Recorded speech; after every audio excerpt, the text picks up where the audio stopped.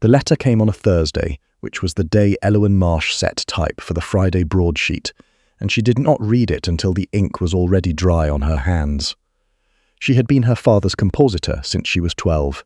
She was 28 now, and her father was 3 years in the ground, and the press still ran on Thursdays because it had always run on Thursdays.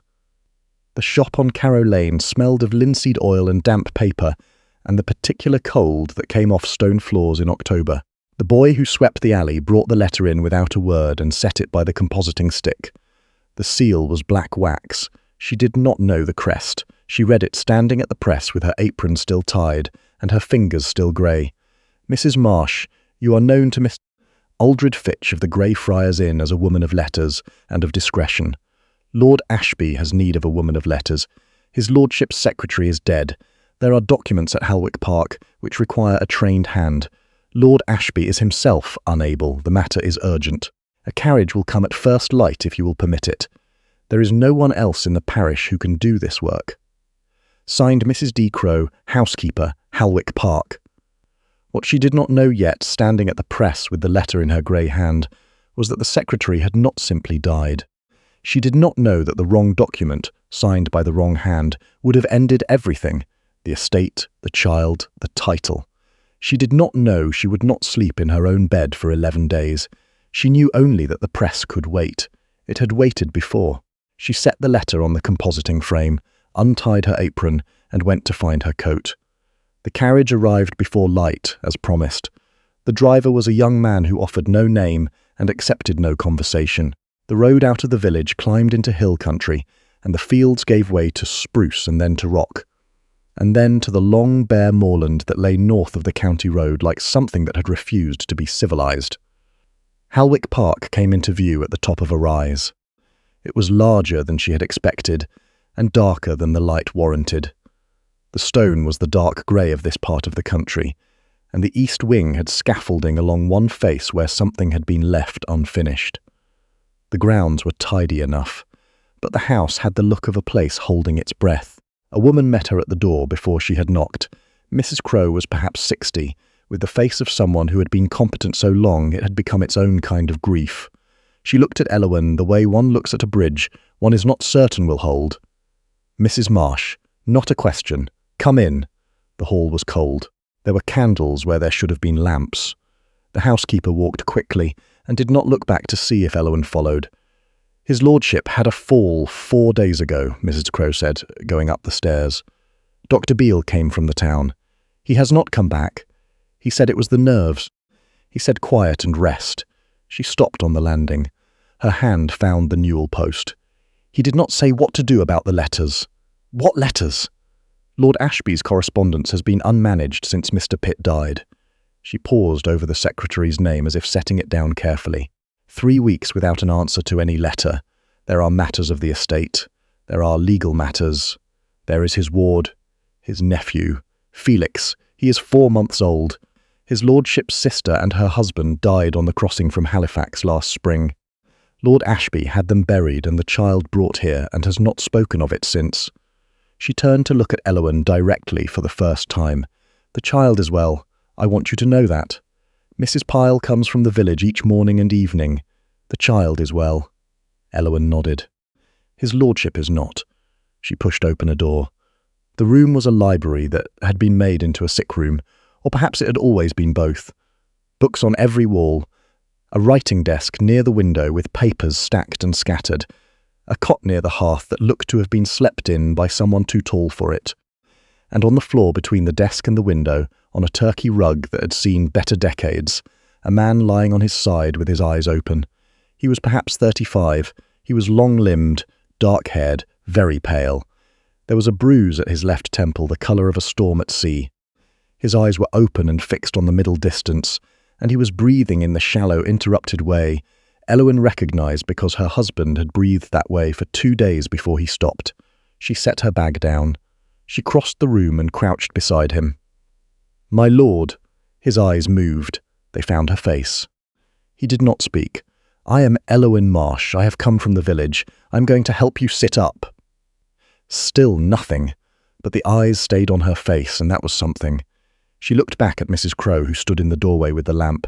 How long has he been on the floor? Since this morning. He gets up, and then he cannot stay up. Has he eaten? He will not stay at the table long enough. Is there broth? There is always broth. Bring it, and bring me 2 pillows from the cot, and something flat and heavy I can put under his feet. Mrs. Crowe went. Elowen turned back to the man on the floor. She had been a compositor's daughter, and then a compositor's wife.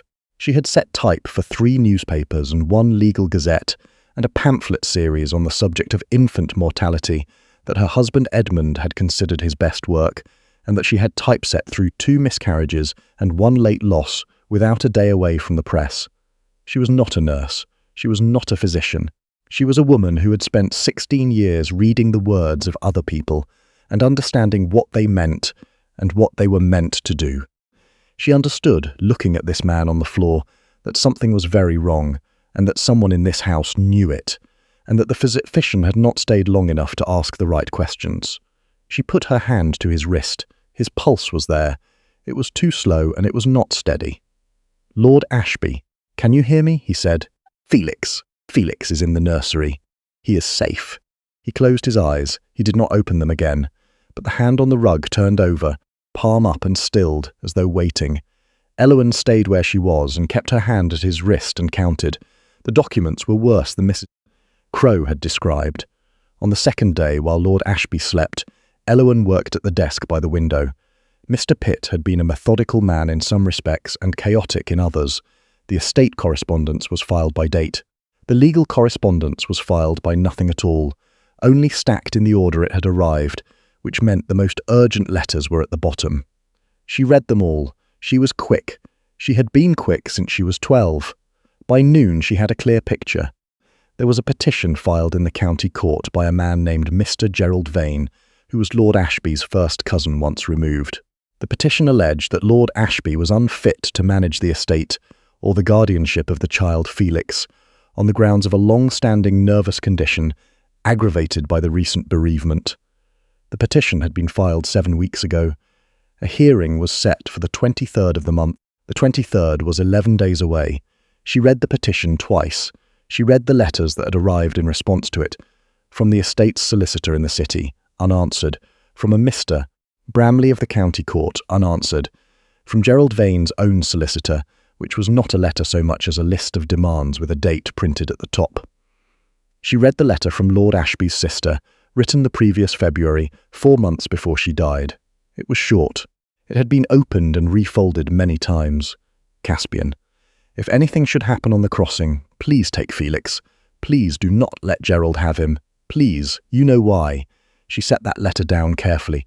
She picked up the solicitor's letter. She began to write a reply in her clearest hand. What she did not know yet was that Gerald Vane had already been in the village, had already spoken to Dr. Beale, had already arranged for certain things. She only knew the letters. She answered what she could answer. On the 3rd day, Lord Ashby sat up. He sat up in the chair by the window at 9:30 in the morning, with his hands braced on the armrests, and the look of a man who had decided to accomplish one thing, and would not be argued out of it. Mrs. Crowe had brought him tea. He had kept it down. He had asked for his correspondence. Elowen had brought him the stack she had already sorted, with her own notes attached to each letter in her compositor's hand. Small, even, each word chosen for precision. He read without speaking for a long time. She sat at the desk across the room and set type. She had brought her portable compositing tools in her bag, out of habit, and she found it helped to keep her hands busy. After a while he said, without looking up, "These notes, are these yours?" "Yes, you've answered Bramley." I drafted a reply. I did not send it. It was not my place to send it. He looked up then. He had grey eyes. They were the particular grey of the sky over this part of the country in October, which was to say, changeable and not precisely warm. "What does your draft say?" she told him. He listened without expression. "Send it," he said. "My lord, send it today. Bramley needs an answer before the 15th, or he cannot act in time." He paused. He looked back at the stack of letters. "How many of these have you read? All of them?" He was quiet for a moment. "The petition," he said. "Yes, Gerald has never been to this house. He was at my sister's wedding. I have not seen him since." He set the stack on his knee. His hand on the papers was not steady. What is your assessment of the legal case? She had been a compositor's wife for 6 years. She had typeset 3 years of the Legal Gazette. She had, over the course of those years, read more case arguments than most barristers. She said, "The petition relies heavily on the physician's statement." Dr. Beale's statement. "Beale has been my physician for 4 years, yes. His statement was filed with the petition 7 weeks ago, before your fall, before the current illness." She paused. "My lord, what did you drink the night you fell?"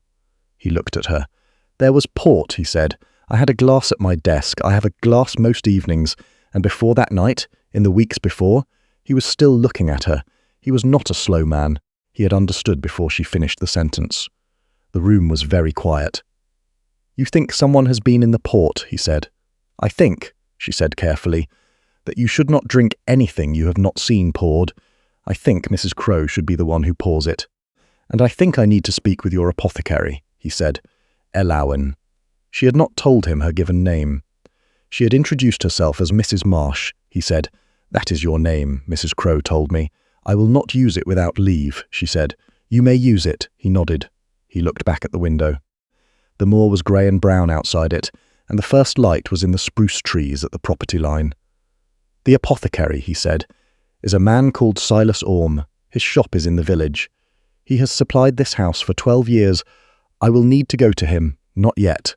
Not until I can come with you." He set his hand on the chair arm again.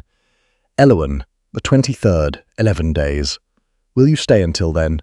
She thought of the press on Carrow Lane, the Friday broadsheet, the boy who swept the alley and left letters without comment, the shop that smelled of linseed oil, and the particular cold of a life she had made by herself after Edmund died, which was a good life, a life that fit her, that asked no more of her than she was willing to give.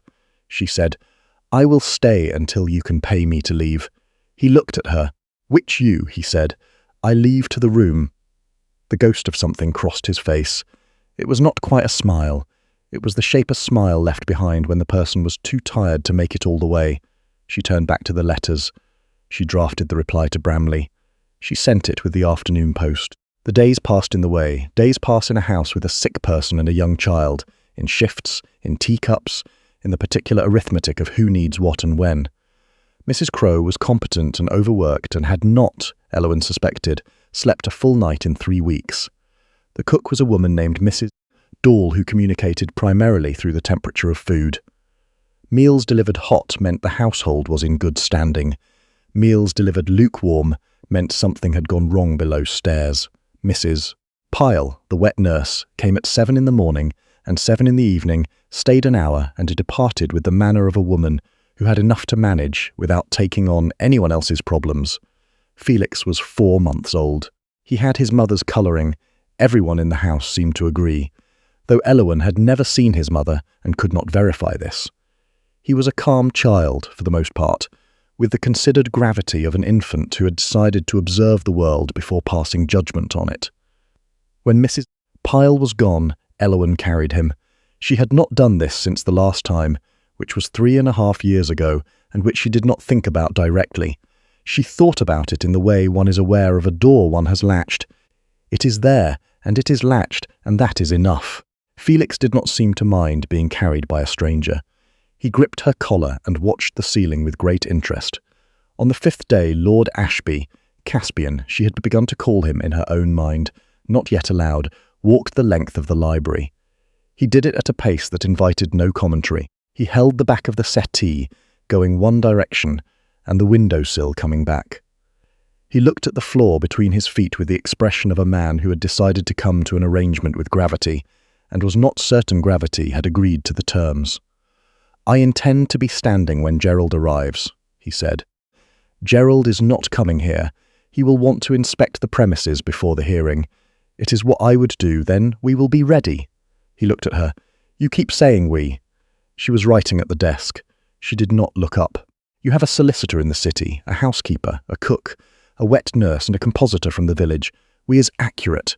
After a moment he said, "My sister would have liked you." She set her pen down. She had learned over 5 days when to keep writing and when to stop. "Tell me about her," she said. He leaned against the windowsill. He looked out at the moor. "Her name was Isolde," he said, and then stopped because he had used the wrong tense and he had to set that down somewhere before he could keep going. She was 3 years younger. She laughed at most things. She married well. Archer was a good man. Not clever, but good.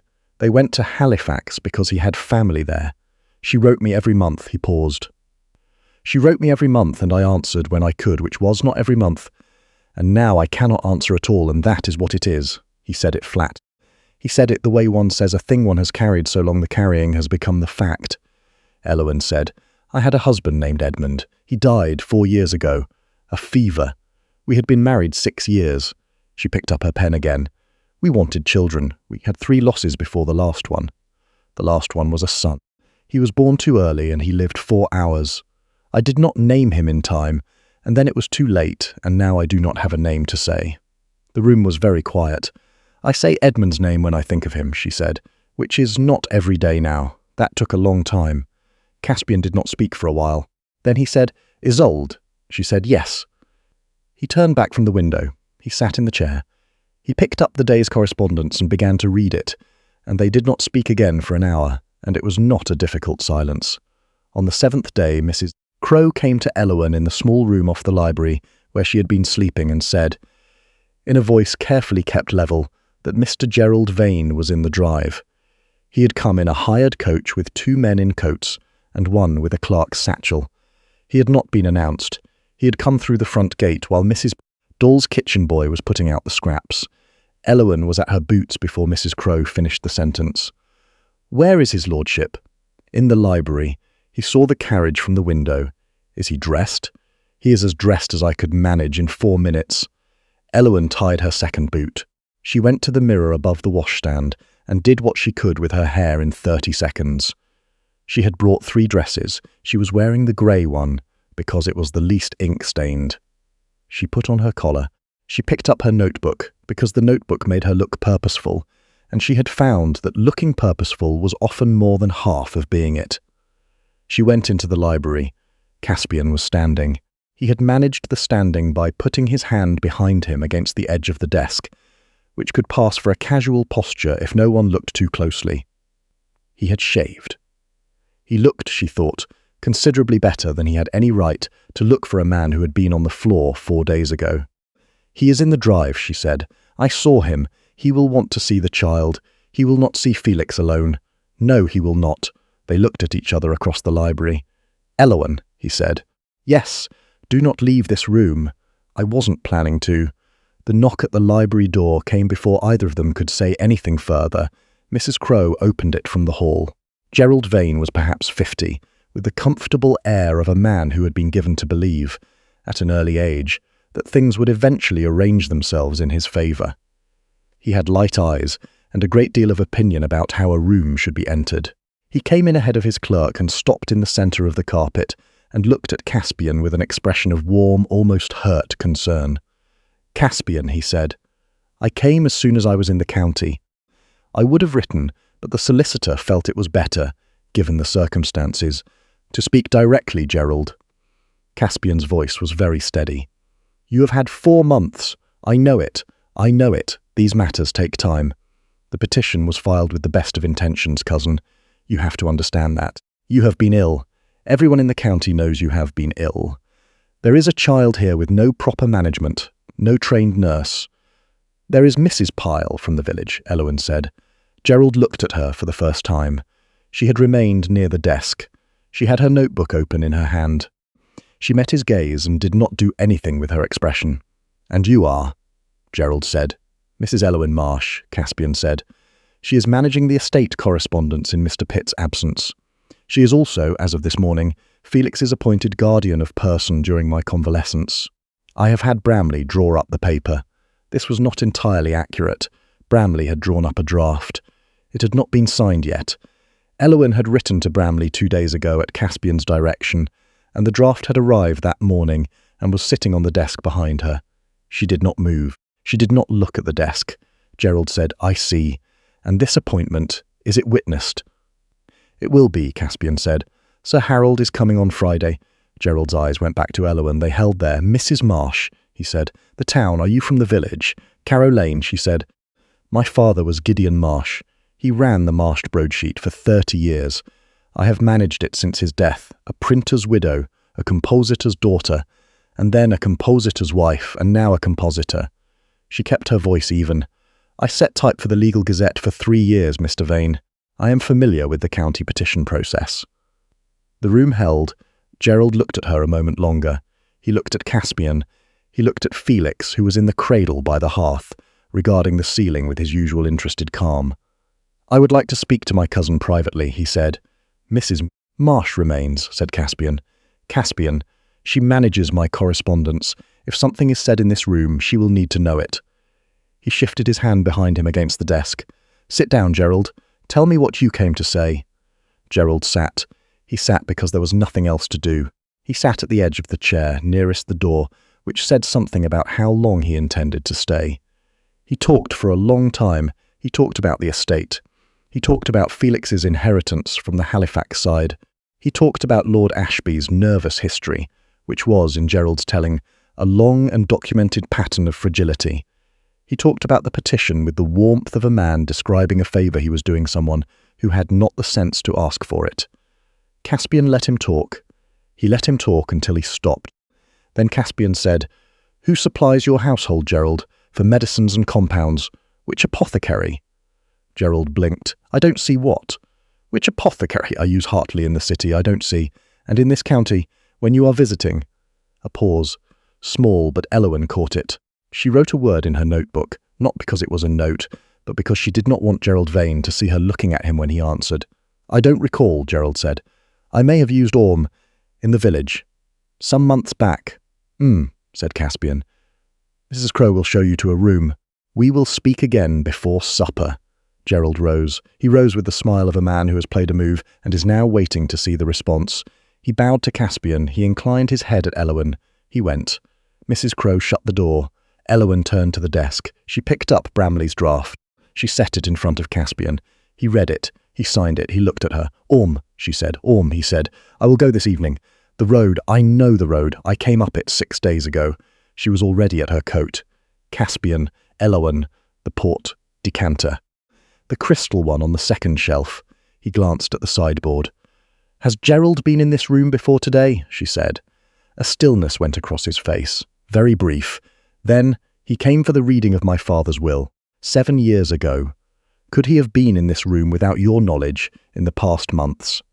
The house was not well staffed. The East Wing repairs. Mrs. Crowe cannot be everywhere. She put on her coat. "Don't drink anything from that decanter. I have not been drinking from it." "Good. Don't start."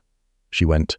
Mr. Silas Orme's shop was at the bottom of the main street, between the Chandler and the post office. The lamp was on.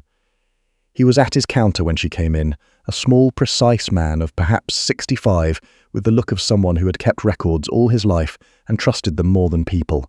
She told him what she needed. She told him whose name she was asking in. He went to his record book without a word. He found the page. He read it twice. He looked up. "Mrs. Marsh," he said, "I sold digitalis and a tincture of valerian root to this account in September. 3 times in September. I sold them because the man who came presented a written order with Lord Ashby's name and a signature I had no reason to question." She said, "The man who came, what did he look like?" Orme described him. He was careful. He had a compositor's memory for faces, which is to say he remembered the specific details and not the general impression. A man of 50 or so, light eyes, a coat that had been expensive some years ago, a way of standing that expected to be accommodated. She said, "Would you come to the hearing on Friday and say so?" He said, "I've been in this village 40 years. I'll come." She said, "Lord Ashby will want to speak to you himself before then. Send him when he's on his feet." "He's on his feet now." Orme looked at her over his glasses. He said, "You've been up at the park 6 days. Mrs. Crowe wrote to me. She said she'd sent for someone he regarded her." She didn't say it was Gideon Marsh's girl, she didn't know. Elowen picked up her bag. "Mr. Orme, the digitalis and the valerian, at the amounts sold in September, if administered consistently over weeks. It would present," he said carefully, "as a nervous condition, irregular heartbeat, difficulty maintaining alertness, episodes of confusion or collapse. It would present exactly as a nervous condition." She said, "Thank you." She walked back up the hill in the dark with the record book under her arm because Silas Orme had pressed it into her hands at the door and said, "Take it. I have the copies. Take it and don't lose it." She did not lose it. The night before the hearing, Elowen did not sleep. She lay on the cot in the small room off the library, and she looked at the ceiling and she thought about Edmund. She had thought about him in the way she always thought about him now, in the specific and the ordinary. The smell of his coat when it was wet, the way he said her name with the second syllable slightly longer than the first, as though her name were a sentence he was glad to finish. The morning he had come into the compositing room when she was working and set his hand on her shoulder without saying anything, and she had not moved because the touch was so known, so completely known, that she did not need to look at him to feel it. She had not had anyone's hand on her shoulder in 4 years. She lay on the cot and thought, "Tomorrow, if this goes correctly, there will be a hearing, and the hearing will establish what has been done in this house. And Gerald Vane will face the consequence, and the child will be safe, and Caspian will have his title and his estate, and his letters, and his press of correspondence, and he will not need a compositor from Carrow Lane any more." She thought the press needs to be serviced. The rollers need cleaning. There is a young woman in the village whose father thinks she should not be setting type, and she has been coming to learn on Tuesdays for 6 weeks, and Elowen has not yet told her that she is good enough to be paid for it. She thought, the door of the cottage on Carrow Lane has a latch. She had latched it before she left. She had pulled the fire apart and latched the door and gone. A door opened in the corridor. She knew his step. She had learned it on the 3rd day. He moved more easily now, though he still favoured his left side. He stopped in the doorway. "You're awake," he said. "I'm awake." He came in without being asked. He pulled the chair from beside the writing table and sat in it, and set his forearms on his knees, which was a posture she had not seen him use before. He looked at the floor between them. "I've been thinking," he said, "about what Gerald said, about the petition." "What part of it?" "The part about Felix." He was quiet for a moment. "He said the child needs proper management, a household stability." He paused. "He is not wrong about that.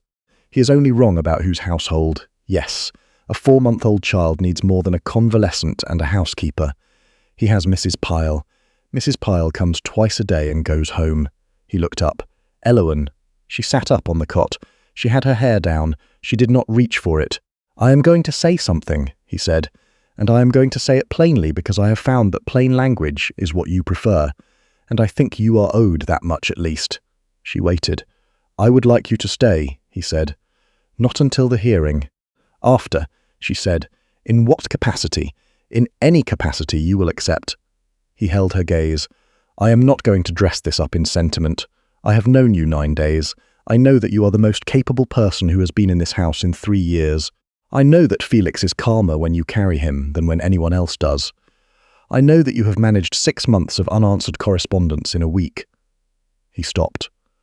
"I also know that you have a press on Carrow Lane and a life that fits you, and no particular reason to give any of it up for this." "No," she said. "No, you won't stay? Or no, the reason doesn't have to be particular." She looked at him. He was 35 years old and tired, and not the least bit sentimental about it.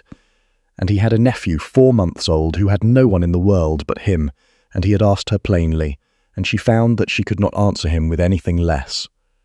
"The press will run," she said. "It has always run on Thursdays." He looked at her for a long moment. "That is not a no," he said. "No," she said. "It is not." Outside, a wind came off the moor and found the window and rattled it in its frame.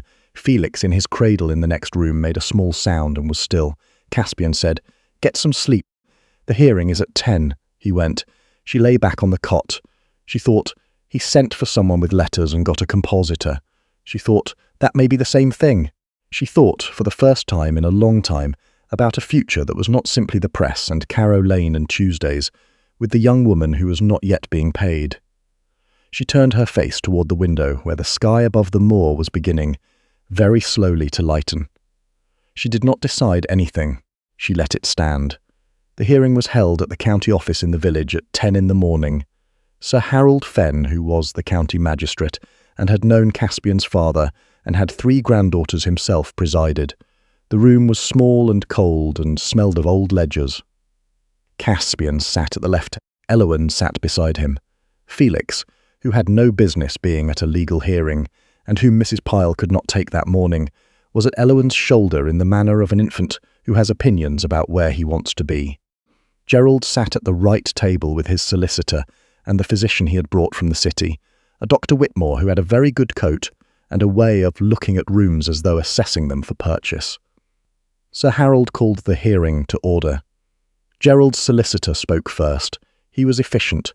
He presented Dr. Beale's original statement. He presented letters attesting to the history of Lord Ashby's nervous condition, sourced from parties Elowen had not been able to identify, which she noted carefully in her book.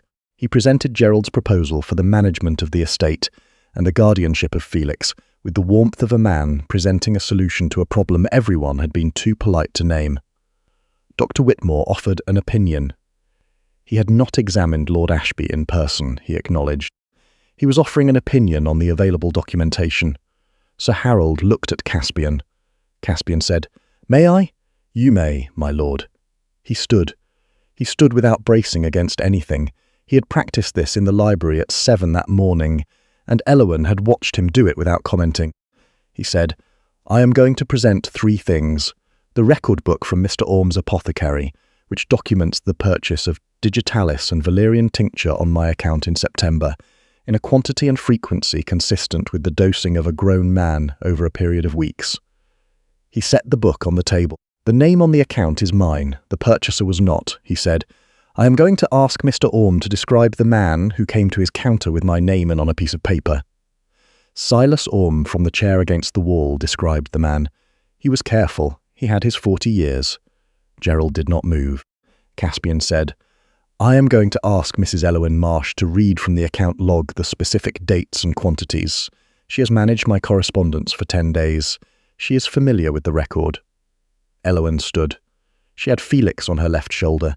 She opened the record book with her right hand. She read the dates. She read the quantities. She read the column where the purchaser had signed his name. She set the book down. "That signature," she said, "appears on 6 other documents in this room.